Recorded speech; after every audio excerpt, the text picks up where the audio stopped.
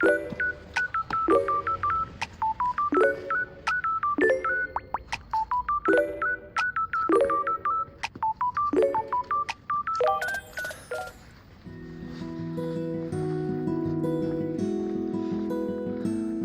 안녕하세요 여러분.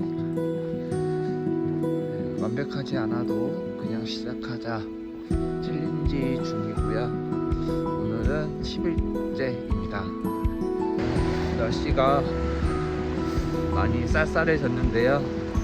이럴 때는 운동을 스트레칭은 조금 잘 하셔야 될 것 같습니다.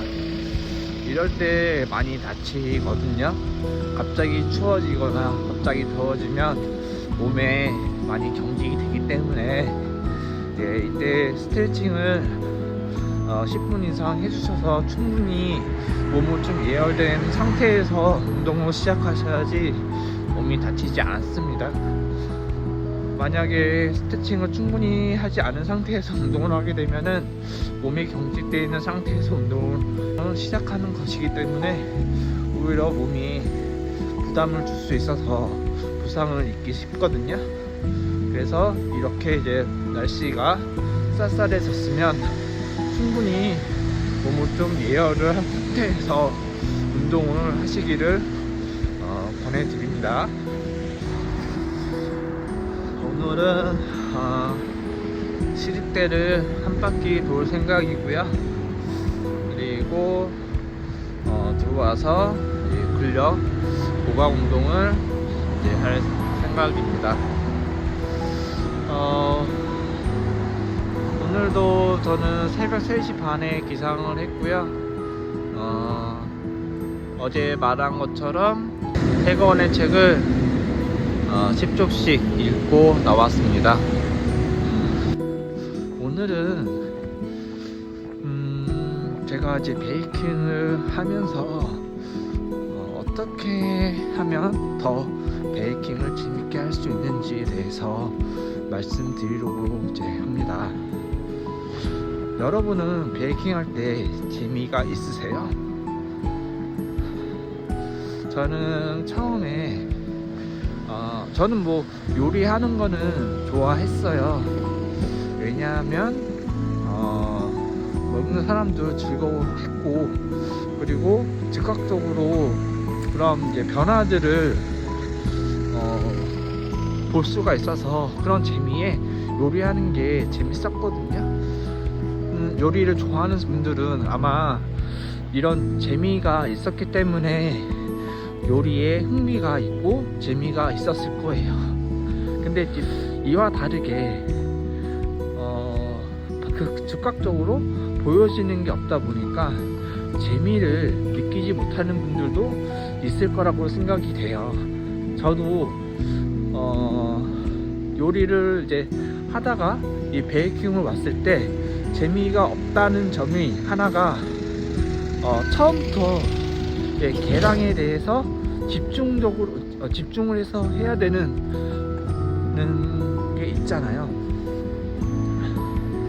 그러니까 베이킹을 이제 시작하면은 처음부터 끝까지 정확성에 맞게 계량을 해야 되고 방식도 해야 되고 생각을 해야 되잖아요.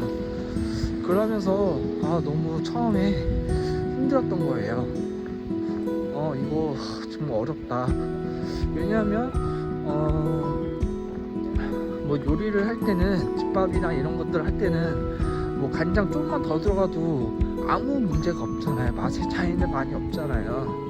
근데 이 베이킹에서 이 1g 차이가 엄청난 큰 변화를 느끼잖아요. 그러면서 처음 이제 계량 준비부터 재료 준비부터 전자저울 대가지고 계속 이건 뭐 몇 그램 단위로 계속 저울을 이제 계량을 하다 보니까 처음부터 지치는 거죠. 그래서 처음부터 지치고, 그리고 요리를 할 때는 뭐 기름을 두르고 볶고 하면은 그때그때 시각적이거나 후각적으로 냄새를 맡고 눈에 보이기 때문에 즉각적으로 뭔가의 변화를 느끼면서 할 수가 있는데, 이 베이킹이라는 거는 구워져 나오기 전까지는 어떤 상태가 되는지는 몰라요. 초보자인 분들은. 네, 초보일 때는 베이킹이 이제 곧 처음 시작하신 분들은 이 반죽이 어떤 게 나오는지에 대해서 정확하게 모르기 때문에 흥미가 없을 수도 있어요. 네, 떨어지기도 해요. 저도 그랬으니까요. 근데 제가 어떻게 이제 다시 재밌게 할 수 있는지에 대해서 오늘 좀 말씀을 드릴게요. 저는 이제 책 2권을 준비를 해요. 레시피 책이라고 하죠. 예, 이런 레시피 책을 책 2권을 가져와서 하나 비슷한 것들이 분명히 많을 거예요.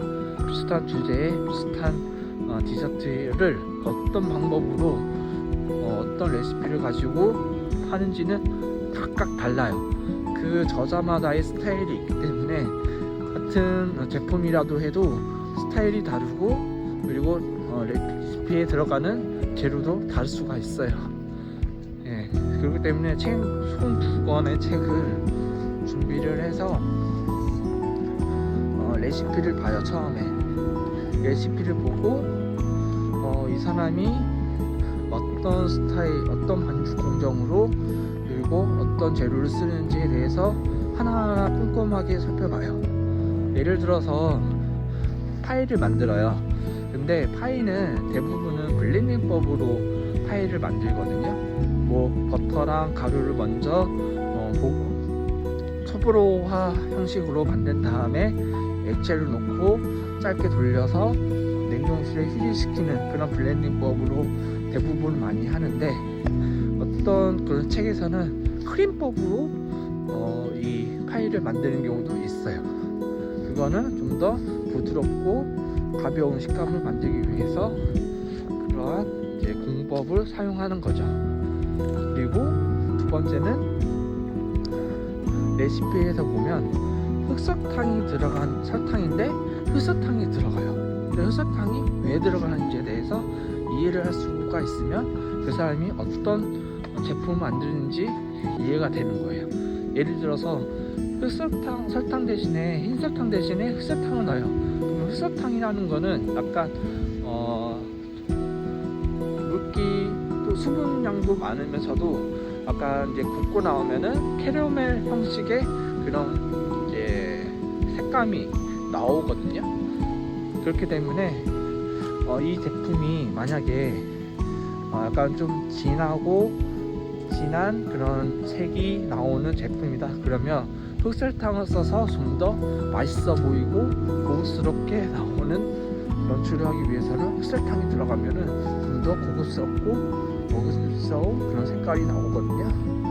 그렇게 레시피를 보면서 이해를 하면 내가 만들 그런 레시피가 어떻게 나오는지에 대해서 상상을 하니까 좀 더 재미가 있고 흥미가 생기게 되는 거예요.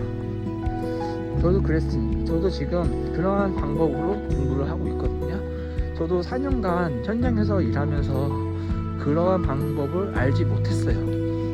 아쉽게도 공부를 요즘에 하는 그런 방식이 레시피를 좀 정독을 해요.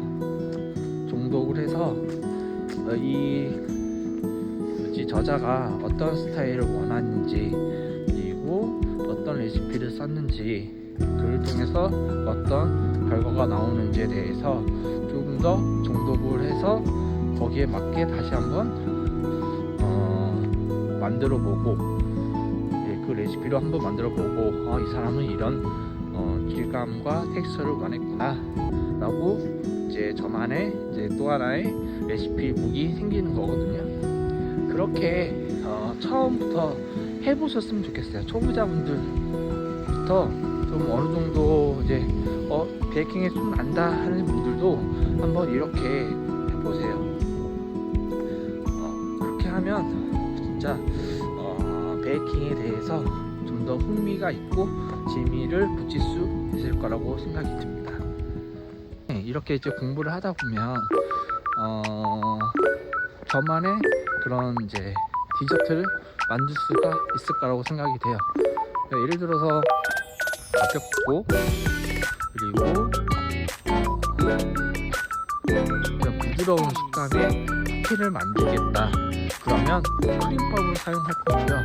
나는 바삭바삭하고 약간 이제 속이 층이 숨기는 그런 이제 디저트를 만들고 싶다. 그러면 블렌디법이 될 거고요. 그런 식으로 이제 공정 방법이 생길 거고요. 그리고 나는 약간 보습 효과도 있으면 좋겠고, 약간 볼륨이 있었으면 좋겠다. 그러면 꿀을 넣거나, 예, 그리고 베이킹 파우더를 넣을 수 있겠죠.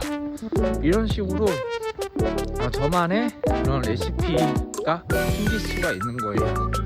그러니까 이게 시간이 좀 오래 걸릴 수도 있어요, 이런 방법이. 근데 이런 방법을 꾸준히 하시다 보면은 분명 저만의 그런 시그니처 메뉴가 생기실 것 같아요.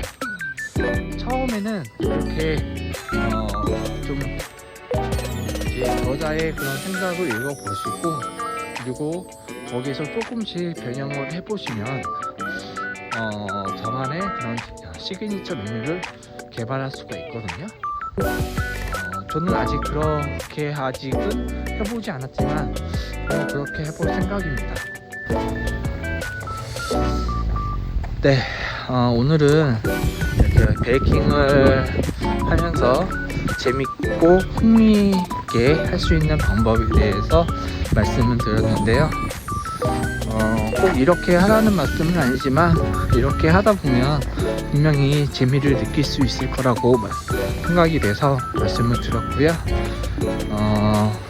베이킹 하시는 분들은 오늘도 즐거운 베이킹이 되시길 바라면서 오늘 영상 마치겠습니다. 네, 생각한 그것 바로 시작해 보세요.